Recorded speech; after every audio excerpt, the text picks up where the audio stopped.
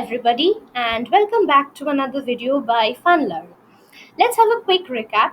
Last week we talked about the closure property, commutative property, and associative property under addition operation of complex numbers and under multiplication operation of complex numbers. Now today on the topic or on the to-do list, we'll have the existence of additive identity. So let me just write that down. We'll be talking about the existence of additive identity. Identity. Okay, existence of additive identity. And the next thing we'll be talking about today is existence of let me just write that properly. Existence of additive inverse. So we'll talk about existence of additive identity and existence of additive inverse. Now let's talk about what these terms actually mean. So let me just get my pencil. Let's say that I have a complex number z1, or let's take it easy. Say we have a complex number z, and as we have discussed before, if you want, I'll link the introductory video to complex numbers somewhere up over here. Let's say that the real part of the complex number is a, and the imaginary part of the complex number is as such.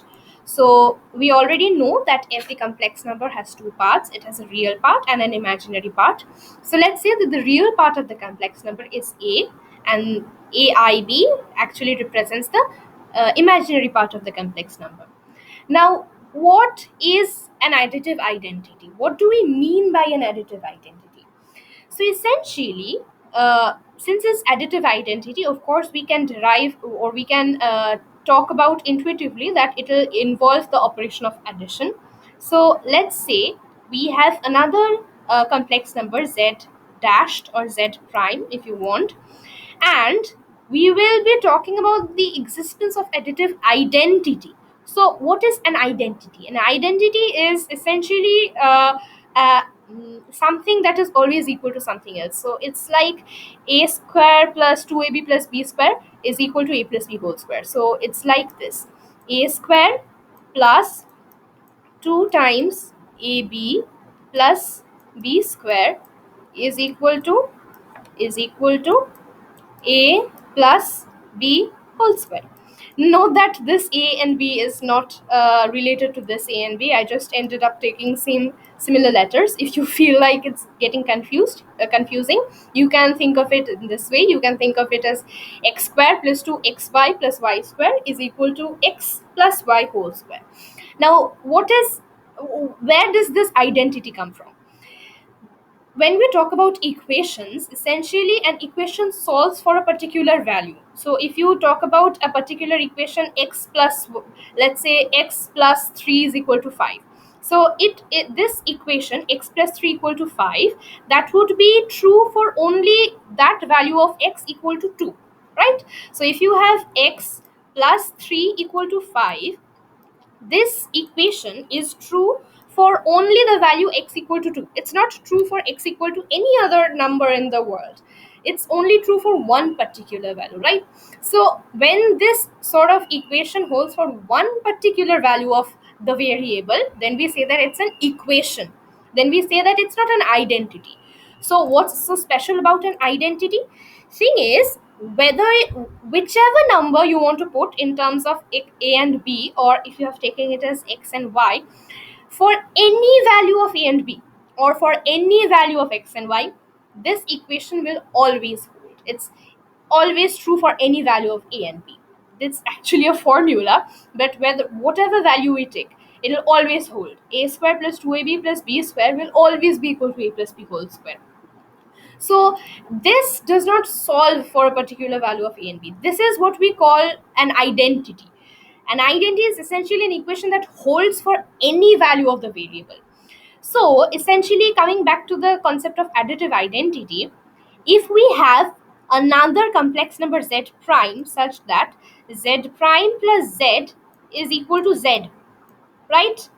It's like you added a particular number, or you added a particular complex number to this complex number, and the result is the same as the original complex number, right? So is this possible? Can we have a z prime such that when that z prime is added to my chosen z, it gives me back z. Is that possible? Think of it this way. If we take z prime to be, okay, let's look at it this way. We need to find one imaginary part and one real part. So let's say I take 0 as the real part and I take 0 as the complex part, imaginary part. Now you might be wondering, why did I take 0 all of a sudden? Thing is, 0 is the additive identity under normal addition operation, not for complex number but for real numbers. If you add 0 to any number, you get the number itself, right? You get the number itself. You add 0 to anything, you get that number. So 0 is the additive identity for real numbers, we know that.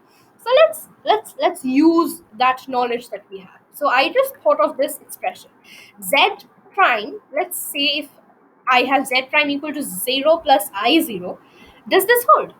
Thing is, it does hold. So essentially this expression that we have, this expression actually is the expression for additive identity for complex numbers. The fact that this is a complex number, this is a complex number, right? 0 is still a real number, 0 is still a real number. So this is the real part of the complex number and this is the imaginary part of the complex number. So this is a complex number, it exists in the complex number domain. So we can say that additive identity exists because whichever complex number you add to this complex number, this particular highlighted complex number, you will always get the other complex number back. You add 2 plus 3i to this, you will get 2 plus 3i. You add 4 minus 5i to this, you will get 4 minus 5i. So whichever complex number you add to this complex number, you will get it back. That is the concept of additive identity. Now, what is the concept of additive inverse? The concept of additive inverse uses the concept of additive identity. So essentially, inverse means reciprocal, as if it's the opposite, it's the inverse, it's the reverse of it. So when we talk about under normal real numbers, in additive inverse is actually minus of that number. So if we have 0, essentially we need another particular number such that it results gives me this additive inverse. So essentially, if this is the additive, let's call this, because both of them start with I, so let's say if this is the additive inverse and if this is the additive identity, essentially a number plus the additive inverse should give me the additive identity. That is the concept. That if this holds for, and if I find a particular n for these z values that I've considered, then I say that additive inverse exists, if we can say this. So essentially, if I have a plus ib, if I have a plus ib, then I need to add another complex number with it such that it gives me the additive identity. Now, what's the additive identity? Let's replace it here.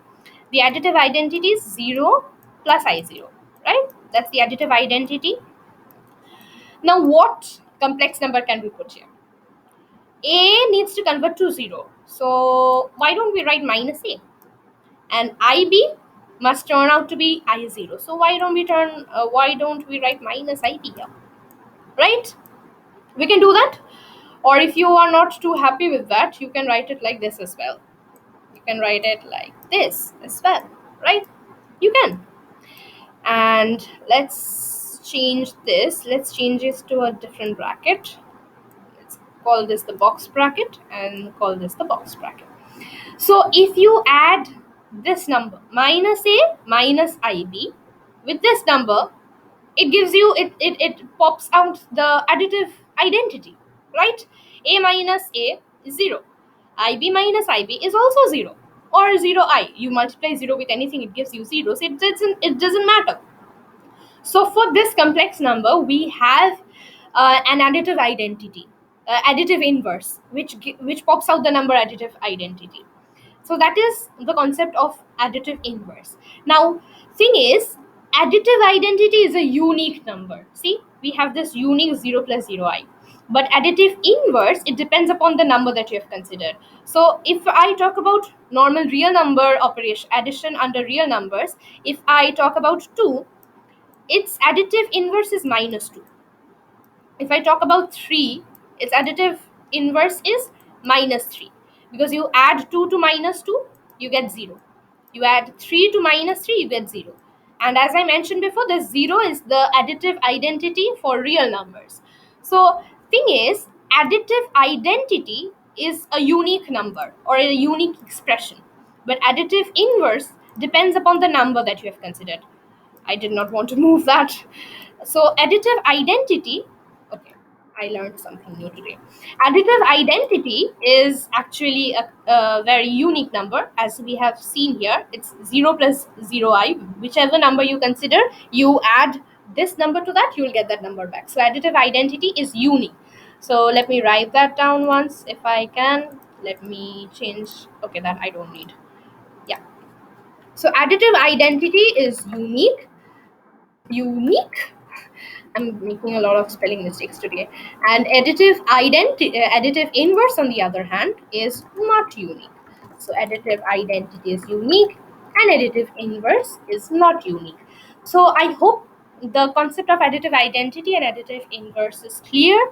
And I do really think that if you are studying this topic, then you should have prior knowledge of the multiplication and addition operation, and the closure property, commutative property, and associative property. Of course, just showing this part will not help. So if you want, you can check out the description box below. I will be linking down all the complex number videos that I have discussed up until now. So you will have all of them piled up one after the other in order, I hope.